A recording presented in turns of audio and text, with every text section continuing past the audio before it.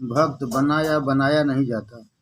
तो वह चीज लिखल है, भक्त बना या बनाया नहीं जाता, भक्त तो जन्म से ही बनते हैं। नामदेव बाल्यावस्था से ही भक्त थे। जिस दिन पिताजी बाहर गए, विट्ठलनाथ जी की सेवा की धुन में मस्त नामदेव को नींद ही नहीं आई। वह बालक प्रातःकाल 4 बजे ही प्रभु की सेवा में लीन हो गया। उसने प्रभु को प्रेम से जगाया, बालक बनकर भगवान की सेवा करो। बालक प्रायः निर्दोष होते हैं, निर्दोषता से सेवा करो। नामदेव ने ठाकुर जी के चरणों को धोकर उनका सुंदर श्रृंगार किया। विट्ठलनाथ जी प्रसन्न दिखने लगे। नामदेव गरीब घर के थे। तुलसी की माला, जो ठाकुर जी को भी प्रिय है, पहना दी।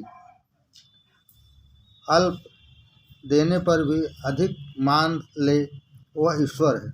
अल्प देने पर भी अधिक मान दे वह ईश्वर है, और अधिक को भी अल्प माने वही जीव है। नामदेव ने ठाकुर जी को गोपी चंदन का तिलक लगाया। श्रृंगार के बाद ठाकुर जी को भूख लगती है। हमारे हृदय में यदि प्रेम है तो भगवान की मूर्ति में चेतना आती है। प्रेम जड़ को भी चेतन और प्रेम का अभाव चेतन को भी जड़ बना सकता है। नामदेव दूध लाकर प्रभु को अर्पित करते हुए कहने लगे, विट्ठलनाथ, आप तो जगत के पालन करता हैं, अतः मैं आपको क्या खिला सकता हूँ। आपका जो है वही आपको दे रहा हूँ। तो दीयम वस्तु गोविंदम तुभ्यमेव समर्पये। नामदेव बार बार प्रभु को मनाने लगे, विनती करने लगे, पर नामदेव का प्रेम देखकर विट्ठलनाथ दूध पीने की अपेक्षा बालक को ही निहारने लगे। विट्ठल को दूध पीते हुए न देखकर नामदेव बोले, मैं बालक हूँ, मैंने आज तक कभी आपकी सेवा नहीं की है, अतः आप नहीं मुझसे नाराज तो नहीं हैं? कहीं आप मुझसे नाराज तो नहीं हैं? आप दूध क्यों नहीं पीते? आपको दूध भूख लगी होगी, दूध पी लीजिए। कहीं दूध में शक्कर तो कम नहीं है? यह सोचकर उन्होंने घर से लाकर कुछ और शक्कर डाल दी उस दूध में। नामदेव फिर बोले, विट्ठलनाथ, यदि आप दूध पान नहीं करेंगे तो मैं भी दूध पीना छोड़ दूंगा। आप दूध नहीं पिएंगे तो मैं आपके चरणों में अपना सिर फोड़ दूंगा। बालक व्याकुल था कि विट्ठलनाथ जी दूध नहीं पिएंगे तो पिताजी उस पर क्रोधित हो जाएंगे। बालक अपना सिर फोड़ने ही जा रहा था कि परमात्मा ने दूध का बर्तन उठा लिया। आज जड़ मूर्ति भी चेतनमयी हो गई। नामदेव के प्रेम से विट्ठलनाथ जी प्रसन्न हो गए। विट्ठलनाथ जी को दूध पीते हुए देखकर बालक प्रसन्न हो गया। बालक को यह भी तो आशा थी कि विट्ठलनाथ जी का कुछ न कुछ प्रसाद तो मिलेगा ही, किंतु आज तो विट्ठलनाथ जी सारा का सारा दूध पी जाने की इच्छा कर रहे थे। यह देखकर नामदेव बोले, आपको आज क्या हो गया है? क्या आप ही सारा का सारा दूध पी जाएंगे? क्या मुझे थोड़ा सा भी नहीं देंगे?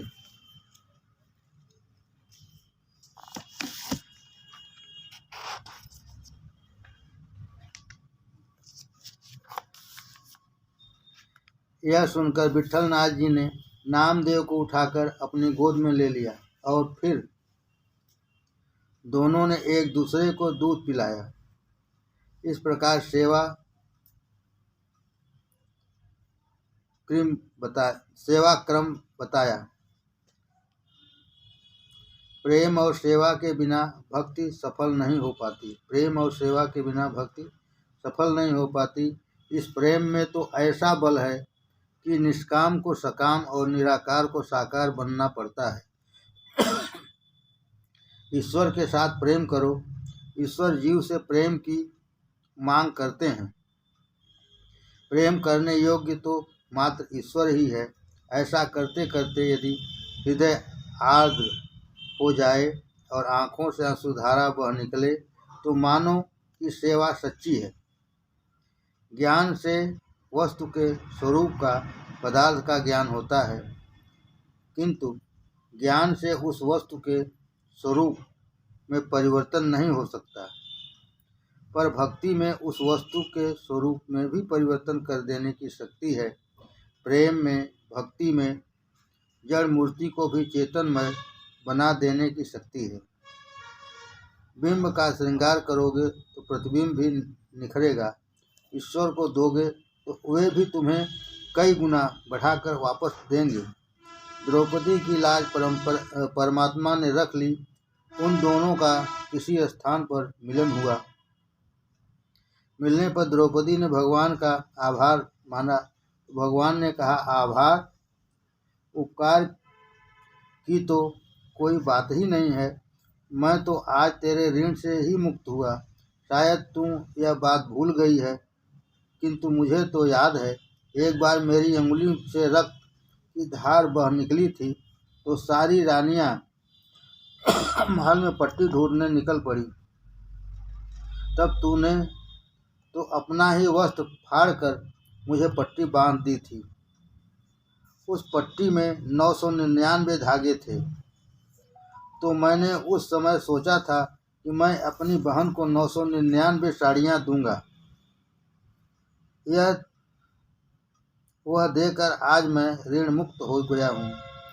मनुष्य ईश्वर को जितना भी देता है, ईश्वर उसे अनंत गुना बनाकर देते हैं। परमात्मा निजलाभ परिपूर्ण है, अतः परमात्मा अपने को समर्पित की गई वस्तु कई गुना करके वापस देते हैं। वे अपने सिर पर किसी का भी ऋण नहीं रखते। इतना ही नहीं, अपितु वे उस ऋण को ब्याज के साथ वापस करते हैं। प्रहलाद जी स्तुति करते हैं, प्रभु आपके मांगलिक सद्गुणों का वर्णन मैं कैसे करूं? ब्रह्मादि देव भी आपकी लीला का पार नहीं पा सकते। आप शांत हो जाइए। मेरे पिता का तो जो जगत के लिए कंटक के समान थे, आपने वध कर दिया, वो अच्छा ही हुआ। आपके इस भयंकर स्वरूप को देखकर देवों को डर लग रहा है, किंतु मुझे कोई भय नहीं। मुझे आपके उग्र स्वभाव का कोई भय नहीं। मुझे तो इस संसार का ही भय है। त्रस्तो हम कृपण वत्सल दुस्सो प्रसन्न दुस्सोग्रह संसार चक्र कदनाद प्रसताम प्रणोहित बद्ध स्वकर्म भिरु सक्तम तेहम घिर मूलम प्रोतो वर्ग शरणम ह्रियसे कदानु। हे दीन बंधु, मुझे तो मात्र इस असह्य और उग्र संसार चक्र में पिस जाने का ही भय है। मेरे कर्म पाशों से बांधकर मुझे इस भयंकर जंतुओं के बीच छोड़ दिया गया है। मेरे कर्म पाशों से बांधकर मुझे इन भयंकर जंतुओं के बीच छोड़ दिया गया है। सब जीवों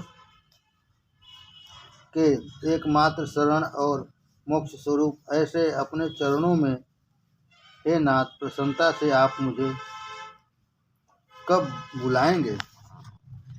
आप ही सभी के आश्रय हैं। आप ही हमारे प्रिय सुहृद हैं।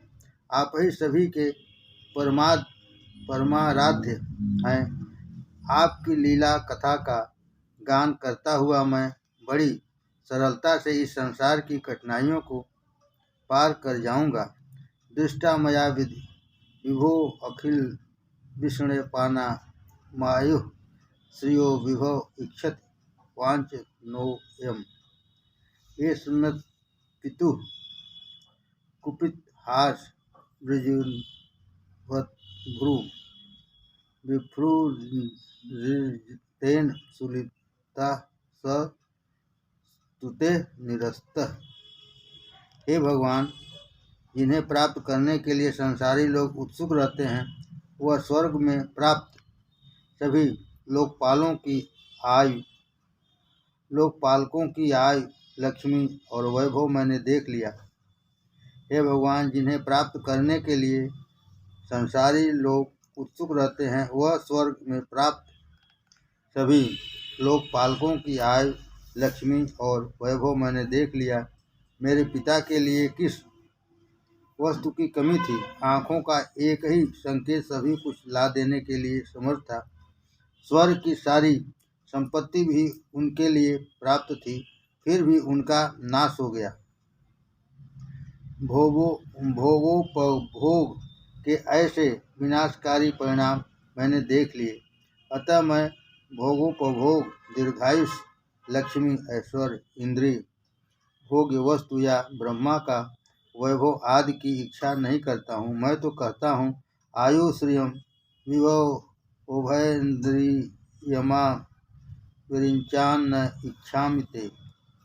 भगवान, यह संसार तो अंधकार से भरा हुआ एक ऐसा कुआं है जिसमें काटने के लिए हमेशा तत्पर एक काल सर्प घूमता रहता है। इस कुएं में विषय भोगों की इच्छा वाले मनुष्य फंसे हुए हैं। हे वैकुंठनाथ, मैं यह सब कुछ जानता हूँ, फिर भी मेरा मन आपकी लीलाओं की कथा में लग नहीं पाता। मेरे मन की दुर्दशा हो गई है। वह पाप वासना से दूषित हो गया है और स्वयं ही भी दुष्ट है। वह काम वासना के लिए ही आतुर रहता है। वह हर शोक, लोक परलोक, धन, पत्नी, पुत्र आदि की चिंता में ही डूबा रहता है। मन इधर उधर भटकता रहता है और उसे नियंत्रित करना बड़ा कठिन है।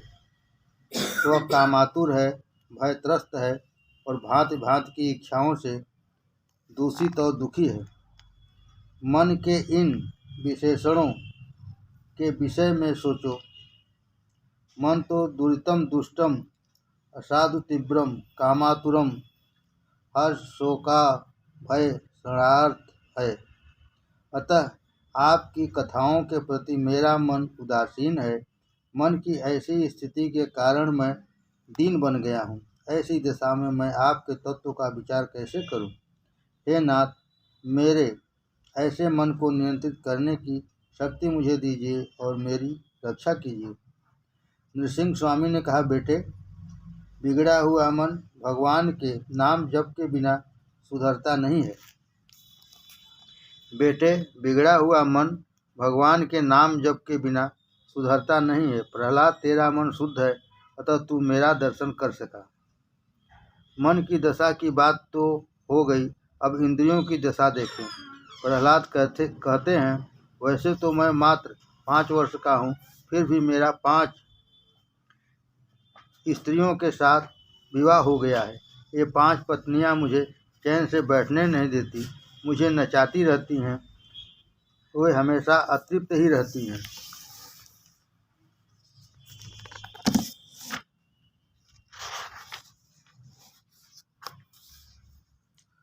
भोजन से तृप्ति नहीं होती।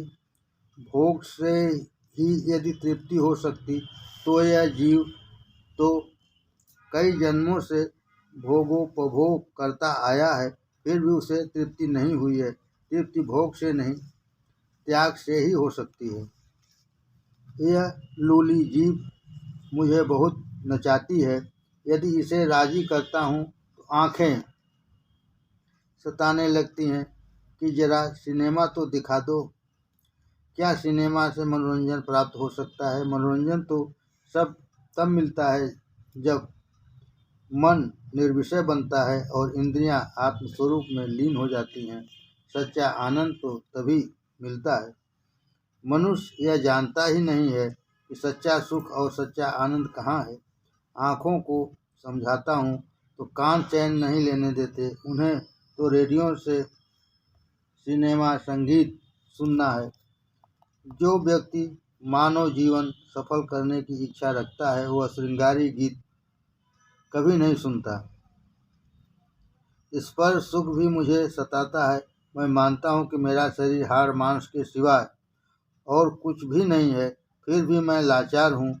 मेरा सयानापन न जाने कहाँ गायब हो जाता है। इन इंद्रियों ने अनेक पत्नियों वाले पति से मेरी दुर्दशा कर दी है। मेरी दुर्दशा तो देखो। जिह्वे कतो च्युत विकर्षित मावितृप्ता शिशो अन्न तत् गुदरम श्रवणम कृतश्चित घ्राणो नियच्च क्वच कर्मस्त्रिय सपन्य इव गेयपति लुनंती। हे अच्युत, हमेशा अतृप्त रहने वाली यह जीभ मुझे स्वादिष्ट रसों की ओर खींचती रहती है। जननेन्द्रिय विषय भोग के लिए सुंदर स्त्री की ओर, त्वचा कोमल स्पर्श सुख की ओर, पेट भोजन की ओर, कान मधुर संगीत की ओर, नाक भीनी भीनी सुगंध की ओर, चपल नेत्र सौंदर्य की ओर मुझे आकर्षित करते रहते हैं। कर्मेंद्रियां भी अपने अपने विषयों की ओर मुझे आकर्षित करती हैं। मेरी दशा तो ऐसी हो रही है जैसे कि कई पत्नियां वाले किसी पुरुष को सारी पत्नियां अपने अपने शयनगृह की ओर खींच रही हैं। कोई एक चोर किसी के घर में चोरी करने के लिए घुसा। किसी साहब का घर था। वहाँ उसकी 2 पत्नियां थीं। एक पत्नी साहब के केश पकड़कर ऊपर की ओर खींच रही थी तो दूसरी पत्नी साहब के पांव पकड़कर नीचे की ओर घसीट रही थी। चोर ने जब यह दृश्य देखा तो वह अपनी हंसी रोक न सका और वह हंसने के कारण पकड़ा गया और उसे राजा के पास ले जाया गया। चोर ने राजा से विनती की कि मुझे चाहे जो दंड दीजिए, किंतु 2 पत्नी वाले उस साहब जैसा दंड न देना। चोर ने राजा से विनती की कि मुझे चाहे जो दंड दीजिए, किंतु 2 पत्नी वाले उस साहब जैसा दंड न देना। यह कथा किसी और साहब की नहीं, जीव मात्र की है। 5 इंद्रियों के 5 विषय सच्चे पति नहीं हैं, किंतु पति होना चाहते हैं। वैसे तो 5 इंद्रियों के पति तो परमात्मा ही हैं। इंद्रियां परमात्मा के साथ ही सोती हैं और वे विषयों के साथ नहीं सो सकती। सृष्टि भोग में नहीं त्याग में है, तृप्ति भोग में नहीं त्याग में है। इंद्रियों के आवेश को सहकर उसे नियंत्रित करोगे तो सुखी होगे। भोग से वासना बढ़ती है। भोगोपभोग से इंद्रियों की रक्षा नहीं, क्षय ही होता है। भक्ति रस से ही इंद्रियां पुष्ट हो सकती हैं। विषयों का चिंतन करने से शक्ति का क्षय होता है। ईश्वर स्मरण से शक्ति की प्राप्ति होती है। प्रहलाद आगे कहते हैं, प्रभु आप कहते हैं कि संसार का मोह त्याग कर मेरा ही भजन करो, किंतु भजन करें तो कैसे? आपने इस संसार में विषयों का ऐसा आकर्षण रचा है कि बड़े बड़े ज्ञानी भी भटक जाते हैं। माया ने इस संसार में विषयों का ऐसा आकर्षण रचा हुआ है कि बहुत से विद्वान भी भटक जाते हैं। संसार का सुख वैसे तो विष है, फिर अमृत सा ही लगता है। संसार के विषय ऐसे आकर्षक क्यों बनाए हैं आपने? जगत में ऐसे सुंदर पदार्थों को उत्पन्न ही क्यों किया? इन्हीं से तो इंद्रियां ललचाती हैं, लिहाजा वे फंसती हैं। नाथ मैं बालक हूँ, मेरी त्रुटियां क्षमा करना, किंतु मैं कहता हूँ कि जगत को सुंदर बनाया है तभी तो इंद्रियां मोहग्रस्त हो जाती हैं। इस जगत के विषय ऐसे सुंदर हैं कि आँख ने देखा ही नहीं कि चित्त चंचल हो जाता है। संसार को ऐसा सुंदर वह न बनाया होता तो कितना अच्छा होता। आप इंद्रियों को बस में रखने के लिए कहते हैं, किंतु इस सुंदर दृश्य को देखकर सयानापन हवा हो जाता है। परमात्मा ने सोच समझकर ही संसार को सुंदर बनाया है कि मेरी संतान सुखी हो, किंतु मर्यादा का उल्लंघन करके आसक्ति पूर्वक भोग करके मनुष्य दुखी हो जाए तो उसके लिए ईश्वर क्या करे? इसमें ईश्वर का क्या दोष? जीव मर्यादा तोड़कर विषयों का भोग करे और दुखी हो जाए तो ईश्वर का क्या दोष? नृसिंह भगवान प्रहलाद को समझा रहे हैं, जीवों को सुखी करने के हेतु ही मैंने संसार के सारे पदार्थ उत्पन्न किए हैं। मनुष्य यदि अमर्यादा पूर्वक आसक्ति पूर्वक पदार्थों का उपभोग करे और दुखी होता रहे तो इसमें मेरा क्या दोष? मर्यादा पूर्वक पदार्थों को और विषयों को भोगने वाला मनुष्य सुखी होता है। मर्यादा पूर्वक पदार्थों को और विषयों को भोगने वाला मनुष्य सुखी होता है। विषयों के उपभोग के समय मनुष्य को यह न भूलना चाहिए कि संसार निर्माता भगवान है। संसार को त्याग कर मनुष्य कहाँ जाएगा? मैं भी रहूँगा और संसार भी रहेगा। संसार को भोग दृष्टि से नहीं किंतु भगवत दृष्टि से मनुष्य यदि देखे तो वह सुखी होगा। तू स्वयं को ही सुधार, तू सारे संसार को तो कैसे सुधार सकेगा? एक बार अकबर की पुत्री के पाँव में कांटा चुभ गया तो अकबर ने बीरबल को बुलाकर आज्ञा दी कि मेरे साम्राज्य की सारी भूमि को चमड़े से आच्छादित करा दो कि जिससे भविष्य में फिर कभी शहजादी के पैर में कांटा चुभ न सके। बीरबल सिर खुजाने लगा, फिर चमड़े का इतना बड़ा टुकड़ा कहाँ से लाया जाए? खुजाने लगा कि चमड़े का इतना बड़ा टुकड़ा कहाँ से लाया जाए जो सारे साम्राज्य की भूमि को आच्छादित कर दे। राजा कुछ तरंगी से होते हैं। बीरबल ने सोचा कि सारी भूमि को चमड़े से ढकने की अपेक्षा राजपुत्री के पांव ही क्यों न चमड़े से ढक दिए जाएं, और बीरबल ने जूते बनवाकर राजपुत्री को पहना दिए।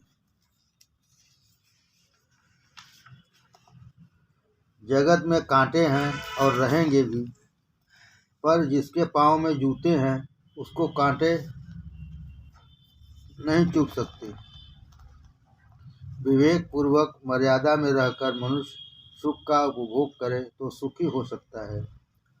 सुखों के उपभोग में मर्यादा और विवेक का अनादर करने पर मनुष्य को दुखी होना पड़ता है। सभी के सुख से हेतु इस संसार का निर्माण किया गया है। सभी के सुख के हेतु ही संसार का निर्माण किया गया है, किंतु मनुष्य विवेक पूर्वक इसका उपभोग नहीं करता, अतः दुखी होता है। किसी एक गांव में पीने के पानी की बड़ी तकलीफ थी। अन्न दान से भी जल दान श्रेष्ठ कहा गया है। अतः किसी एक सेठ ने 15-20 हजार रुपयों की लागत से जनता के लिए हितार्थ एक कुआं बनाया। लोग जल का उपयोग करते हुए सेठ को आशीर्वाद देने लगे। एक दिन इत्तेफाक से खेलता कूदता कोई लड़का एक कुएं में गिरकर पानी में डूबकर मर गया। अति दुख में विवेक नहीं रह पाता। उस मृत लड़के का पिता सेठ के साथ झगड़ा करने लगा और उसे गाली देने लगा कि यदि उन्होंने कुआं बनवाया ही न होता तो लड़के की जान न जाती। अब आप ही सोचिए, क्या सेठ ने किसी व्यक्ति के पुत्र को मारने के लिए कुआं बनवाया था? उसने तो सभी के लाभ के लिए बनवाया था। ऐसा परोपकारी काम करने के कारण सारा गांव उसकी प्रशंसा करता था, आभारी था। जो लड़का मर गया वह अच्छा नहीं हुआ, किंतु इसमें सेठ का क्या दोष? यह संसार भी एक कुआं ही है, किंतु किसी को डुबा देने के लिए तो इसका निर्माण नहीं हुआ है। प्रहलाद जी कहने लगे, प्रभु आपको अपराधी तो कौन कह सकता है, किंतु इस विषयों को सुंदर बनाकर आपने ठीक नहीं किया। अतः अब तो आप हमें यही समझाएं कि संसार के विषयों में मन फंसने न पाए, इसके लिए हम क्या करें। प्रहलाद जी कहने लगे, प्रभु आपको अपराधी तो मैं तो कौन कह सकता है, किंतु इन विषयों को सुंदर बनाकर आपने ठीक नहीं किया। अतः अब तो आप हमें यह समझाएं कि संसार के विषयों में मन फंसने न पाए, इसके लिए हम क्या करें। नृसिंह भगवान कहने लगे, इस जगत को सुखी करने के लिए के हेतु मैंने 2 अमृत बनाए हैं। उनका पान करने से तुम्हारा मन विषयों की ओर और आकर्षित नहीं होगा और इंद्रियां तुम्हें सताएंगी भी नहीं। ये 2 अमृत हैं, नामामृत और कथामृत।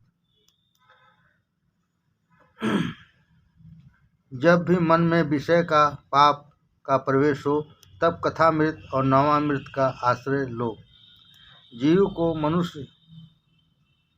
को मनुष्य को विषय सता न सके, इसी हेतु से मैंने ये 2 अमृत बनाए हैं। उनका नित्य सेवन करो। स्वर्ग में जो अमृत मिलता है उसे पीने से सुख तो प्राप्त होता है, किंतु कहते हैं कि उससे पुण्य का क्षय भी होता है। स्वर्ग में जो अमृत मिलता है उसे पीने से सुख तो प्राप्त होता है, किंतु कहते हैं कि उससे पुण्य का क्षय भी होता है। किंतु कथामृत स्वर्ग के उस अमृत की अपेक्षा भी श्रेष्ठ है। इसे पीने से पाप का क्षय होता है। लीला कथा और नाम अमृत है। पाप को भस्मीभूत करके जीवन को शुद्ध करता है। मृत्यु सभी का भक्षण करती है, किंतु श्री रामचंद्र मृत्यु भक्षक के भी काल हैं। रावण को मारने के लिए रामचंद्र को यह सब क्यों करना पड़ा। रावण की हत्या के लिए राम को ऐसी लीला क्यों रचनी पड़ी। राम तो काल के भी काल हैं। ईश्वर तो अनंत शक्तिशाली है, तो जो संकल्प मात्र से ही रावण को मार सकते थे, किंतु रामचंद्र ने यह सारी लीला इस हेतु रची थी कि जनता रामायण का पाठ करे। रामायण श्रवण के समय तो लोग जगत को भूलेंगे ही। उन्होंने रावण की हत्या करने के लिए नहीं, किंतु कलयुग के लोगों को लीला श्रवण में तल्लीन करने हेतु जन्म लिया था। लीला कथा मोक्षदाता है। प्रत्येक इंद्री को प्रेम से अपनी ओर खींचकर गोपियों को परमानंद का दान करने के लिए श्री कृष्ण की लीला थी। वे चाहते थे कि गोपियां मेरी लीला सुनें, देखें और जगत को भूल जाएं। उन्होंने गोपियों को मरने से पहले परमानंद का दान दिया। रामलीला काम विषय की लीला है। श्री कृष्ण भगवान की कामदेव पर यह विजय है। जगत के सभी विषयों को मन भूल जाए तो मन का निरोध होगा और वह ईश्वर में लीन हो जाएगा। कृष्ण लीला का प्रयोजन ही यह है कि मनुष्य किसी भी रीत से जगत को भूल जाए और कृष्ण लीला में तन्मय हो जाए। गोपियां इसी तरह तो सभी लीलाओं का श्रवण स्मरण करती हुई प्रभु में लीन हुई थी। जब नाद ब्रह्म और नाद ब्रह्म जब नाम ब्रह्म और नाद ब्रह्म एक होते हैं, नव पर ब्रह्म का प्राकट्य होता है। जब नाम ब्रह्म और नाद ब्रह्म एक होते हैं, तब पर ब्रह्म का प्राकट्य होता है। नामामृत कुछ भी कर सकता है, इसके लिए क्या अशक्य है। श्री राम नाम जपन से सारे कष्ट जाएं। श्री राम जपन से सारा शुभ हो जाए। श्री राम रसना रटे जो सदा, श्री राम राममय विष सारा सुहाए। मीराबाई ने कहा, मेरो मन राम ही राम रटे रे, राम नाम जप लीजे प्राणी, कोटिक पाप कटे रे। नाम जपन में, राम भजन में वैसे किसी वस्तु की आवश्यकता भी तो नहीं है। मीराबाई ने एक भजन में कहा है, मेरे पास कोई साधन नहीं है, मैं बिल्कुल साधन रहित हूँ, मेरे लिए तो बस एक तेरा नाम ही सब कुछ है।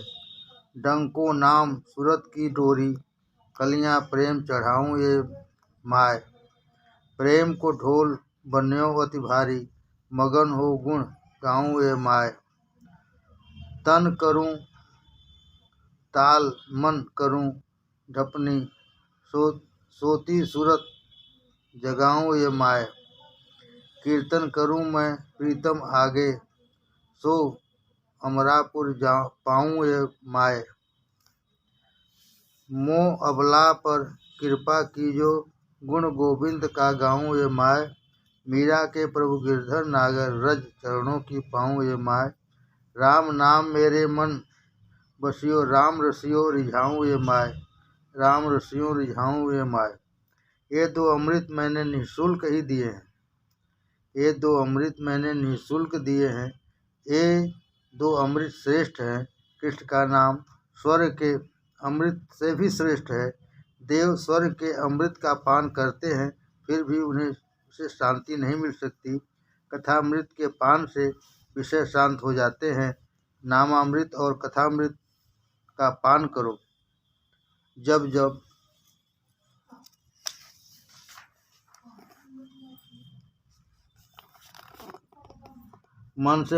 मन में पाप उभरे और आँखों में विकार आए, तब तक इन दो अमृतों का पान करो।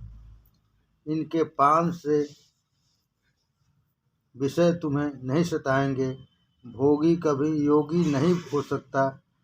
कलिकाल में मनुष्य भोगी है, अतः यदि वह योगी बनने का प्रयत्न करेगा तो भी उसे सफलता तुरंत नहीं मिल पाएगी। अतः नामामृत और कथामृत ही सरल उपाय है। कथामृत और नामामृत के पान से संसार सुखदायी और ब्रह्मरूप लगता है। अज्ञानी को संसार दुख का रूप लगता है, क्योंकि उसकी दृष्टि में विकार है। ज्ञानी के लिए संसार सुख रूप है, क्योंकि उसकी दृष्टि में ब्रह्ममय होती है। अज्ञानी को संसार दुख रूप लगता है, क्योंकि उसकी दृष्टि में विकार है। ज्ञानी के लिए संसार सुख रूप है, क्योंकि उसकी दृष्टि ब्रह्ममय होती है। प्रहलाद कहने लगे, प्रभु आपने दो अमृत बनाए हैं, यह तो ठीक है, किंतु मुझे तो इसका कोई लाभ है नहीं। मैं जानता हूँ कि भगवान की कथा और नाम अमृत है, किंतु मेरा मन इस कथा कीर्तन में स्थिर ही नहीं हो पाता।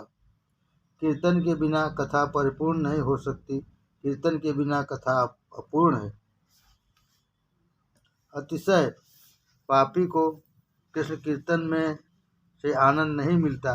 पाप और अभिमान को दूर करने के लिए कथा में जाना चाहिए। पाप और अभिमान को दूर करने के लिए कथा में जाना चाहिए। अभिमान जैसा शत्रु कोई नहीं है।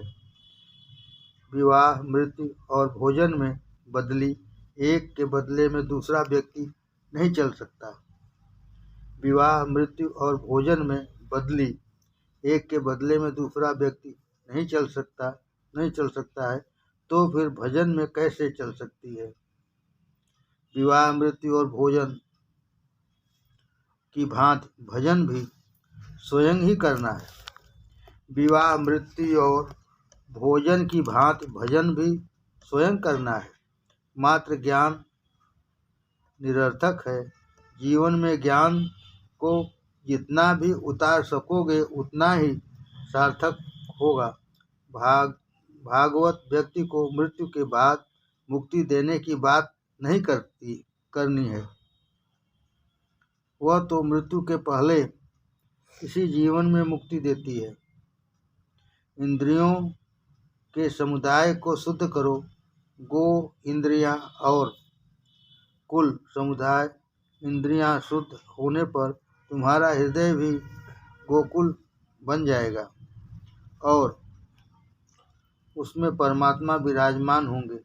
प्रहलाद कहते हैं, नाथ, मैं जानता हूँ कि नामामृत और कथामृत का पान मन को शुद्ध करता है और शुद्ध मन को जगत ब्रह्ममय दृष्टिगोचर होता है, किंतु मेरा मन ही ऐसा विचित्र है कि उन अमृतों का शीघ्र आसरा नहीं लेता है।